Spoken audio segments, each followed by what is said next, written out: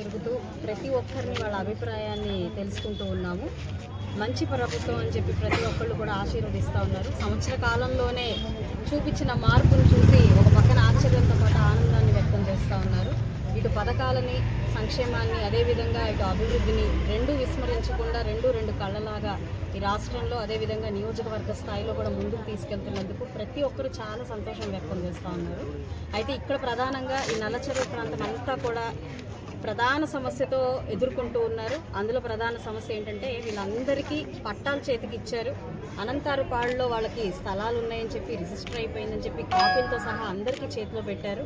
దాదాపుగా 1500 నుంచి 2000 మంది లబ్ధిదారుల్ని ఈ నల్లచెరువు నుంచి గుర్తించాము. ఆన్లైన్లో వీళ్ళందరికీ ఇల్లు ఉన్నట్టుగా చూపిస్తుంది. అయితే ఇక్కడ చాలా బాధాకరమైన విషయం ఏంటంటే ఎవరికి కూడా ఆ పట్టా చేతిలో పట్టుకున్న ప్రతి ఒక్కళ్ళకి కూడా వాళ్ళ ఇల్లు ఎక్కడుంది, ఆ స్థలం ఎక్కడుంది, అసలు ఆ ప్రాంతం ఎక్కడుందో కూడా తెలియని పరిస్థితి. ఇలాంటి పరిస్థితుల్లో వాళ్ళందరికీ ఆల్రెడీ పట్టాలు రావడం అంటే అసలు ఎంతటి స్కామ్ జరిగింది, ప్రజల్ని ఎంత మాయలో పడేసి గత ప్రభుత్వం మభ్యపెట్టి ఆ ఓట్ల కోసం చేసిన రాజకీయం ఎలాగా ఉందో మనకు కనపడతా ఉంది. సో ఇవన్నీ కూడా ఇప్పుడు మళ్ళీ స్ట్రీమ్ లైన్ చేసుకోవాల్సిన అవసరం ఉంది. ఈ ఇళ్ల పరిస్థితి ఏంటి, ఈ పట్టాల పరిస్థితి ఏంటి, ఇక్కడ అందరూ అడుగుతున్నారు. మళ్ళీ మాకు ఈ పట్టాలు చూపిస్తుంది, ఇళ్ళు అనేది వస్తుందా రాదా అని చెప్పి చాలా బాధపడుతూ ఉన్నారు. అందరూ ఈ రోజు పనిచేస్తే తప్ప గడవని పరిస్థితుల్లో ఉండేవాళ్లే, ఆర్థికంగా వెనకబడి ఉన్నవాళ్లే, ఈ ఇంటి అద్దెలు కట్టుకోలేక వచ్చే జీతం ఆ ఇంటి అద్దెలకే పోతున్న పరిస్థితి కనపడతా ఉంది. మరి సొంత ఇల్లు లేదు, ఇంటిని ఇస్తామని చెప్పి పట్టా కాగితాలు చేతిలో పెట్టి ఇల్లు ఎక్కడుందో తెలియని పరిస్థితిలోకి ప్రజలందరినీ తీసుకొచ్చారు. చాలా ఆవేదన వ్యక్తం చేస్తూ ఉన్నారు. వీటన్నిటి మీద ఒక చక్కటి పరిష్కారంతో ఈ ప్రభుత్వం ముందుకు వస్తుంది అని చెప్పి అందరూ కూడా నమ్మకంతో ఎదురు చూస్తూ ఉన్నారు. సో వారి నమ్మకం ఎట్టి పరిస్థితుల్లో ఒమ్ము కాకుండా మేమందరం కూడా దాని మీద వర్క్ చేస్తూ ఉన్నాం.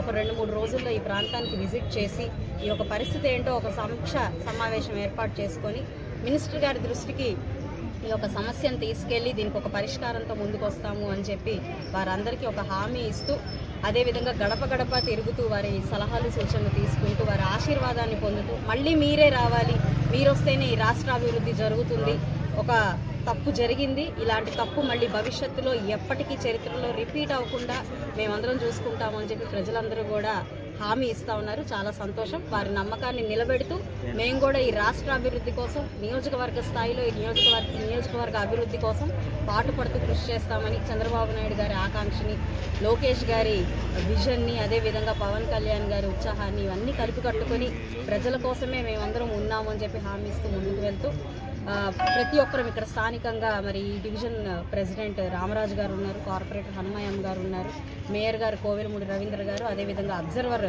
కనకాచారి గారు, మేమందరం కూడా ఈరోజు డోర్ టు డోర్ కార్యక్రమాన్ని ఏర్పాటు చేసుకొని తిరుగుతూ ఉన్నాము. చాలా సంతోషం.